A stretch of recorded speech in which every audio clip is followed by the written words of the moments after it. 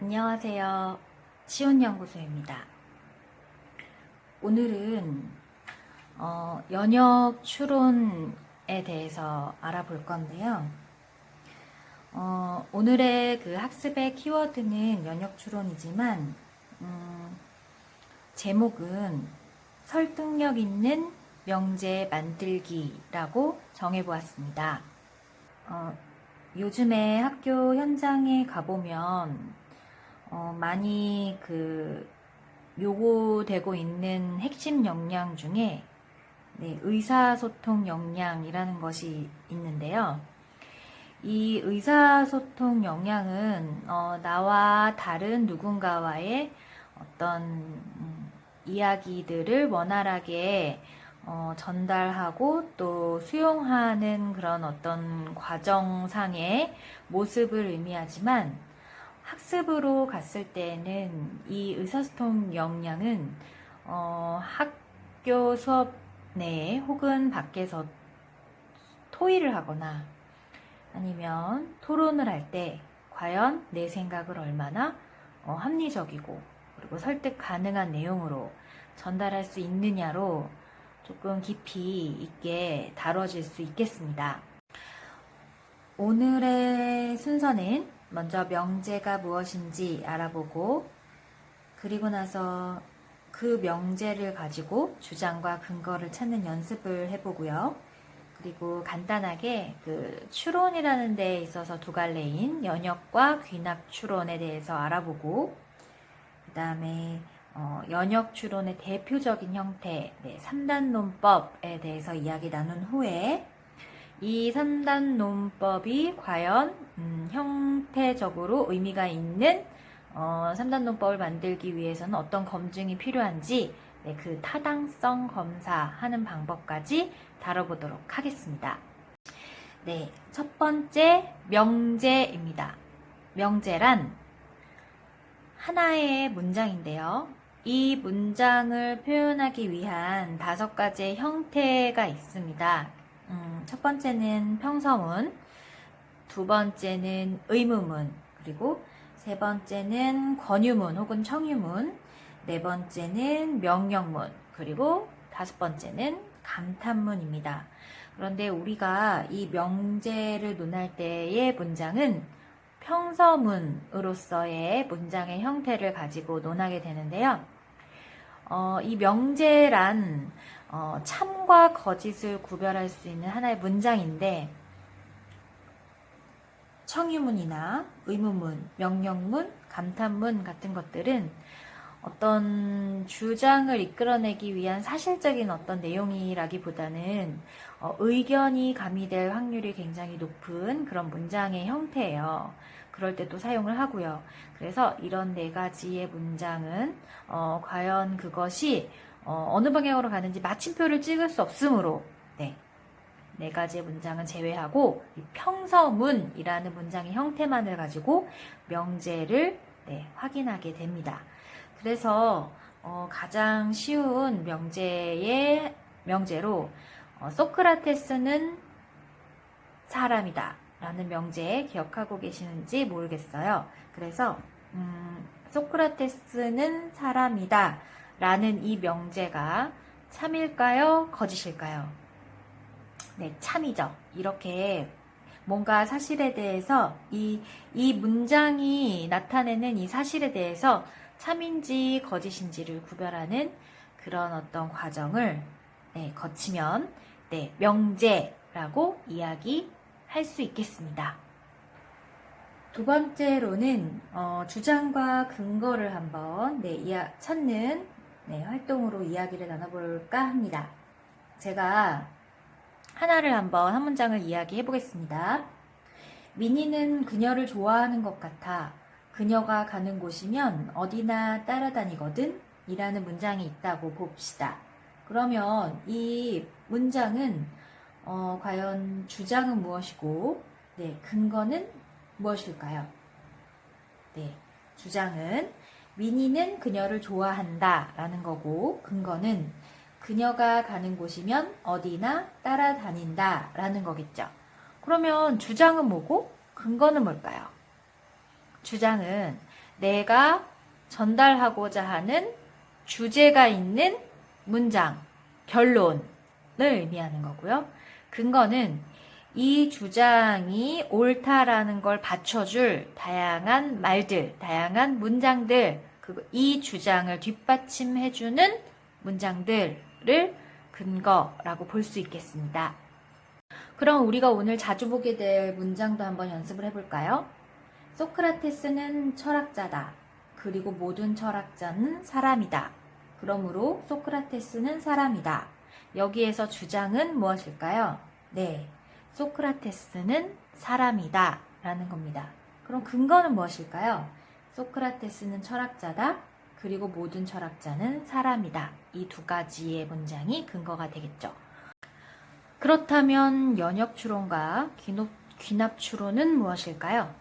추론의 형태로 크게 연역법과 귀납법을 이야기를 많이 하는데요. 이 연역법은 어떻게 보면 방금 전에 우리가 얘기했듯이 사실인 명제들 간의 논리적인 어떤 원리를 활용해서 결과를 이끌어내는 방법입니다. 그래서 방금 전에 했던 것으로 이야기를 나눠본다면 소크라테스는 철학자고 모든 철학자는 사람이기 때문에 앞에 있는 두 개의 명제로부터 소크라테스는 사람이다 라는 말을 이끌어낼 수 있는 게 바로 연역이고요.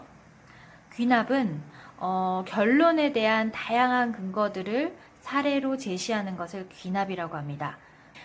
소크라테스는 사람이다. 그리고 괴테는 사람이다. 그리고 트럼프는 사람이다. 문재인은 사람이다. 그러므로 사람은 생각하고 숨을 쉰다. 이렇게 내는 어떤 그런 형태의 추론이 바로 귀납 추론이라고 볼 수 있겠습니다. 연역 추론의 대표적인 어떤 논법이 바로 3단 논법인데요. 앞에서 했던 것처럼 소크라테스는 철학자다. 모든 철학자는 사람이다. 그러므로 소크라테스는 사람이다. 라는 이 문장이 3단 논법에 해당이 됩니다. 이 3단 논법은 앞에 두 개의 명제가 참이라면 결론도 참일 수 있지만 앞에 두 개의 명제가 참이 아니고 거짓이라면 결론도 거짓일 가능성이 높아지게 되는데요. 그것에 대한 어떤 내용에 대한 검증을 하는 것을 건전성을 파악한다라고 하고, 또 이 3단 논법은 논리적인 어떤 원리에 의해서 결론을 이끌어내는 방법이기 때문에 이 3단 논법의 문장의 형태가 맞는지 틀린지를 통해서 이 내용이 설득력이 있을 수 있는 내용으로 타당한지 아닌지도 판별할 수 있습니다. 그래서 지금부터는 이 3단 논법에 대한 타당성 검사하는 방법에 대해서 이야기 나눠보도록 하겠습니다. 보시면 소크라테스는 철학자다가 첫 번째 명제입니다. 두 번째 명제는 모든 철학자는 사람이다가 두 번째 명제입니다. 세 번째 명제는 그러므로 소크라테스는 사람이다 입니다.